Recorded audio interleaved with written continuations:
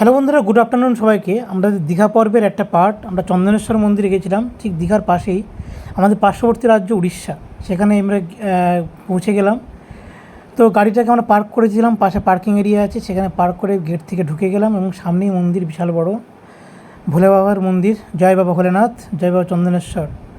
পাশে আমরা একটা পুকুর ছিল, বেশ বাঁধানো পুকুর, বেশ প্রাচীন পুকুর, সেখানে আমরা পাটা ধুয়ে নিলাম। ধুয়ে আর এই মন্দিরের চারিদিকের পরিবেশটা দেখুন, প্রচুর মানুষ প্রচুর জায়গা থেকে কিন্তু এসছে। আর আমরা পা ধুয়ে ডালা নিয়ে আমরা মন্দিরে প্রবেশ করেছিলাম। যদি মন্দিরের মধ্যে ভিডিও করা নিষেধ, তাই করিনি।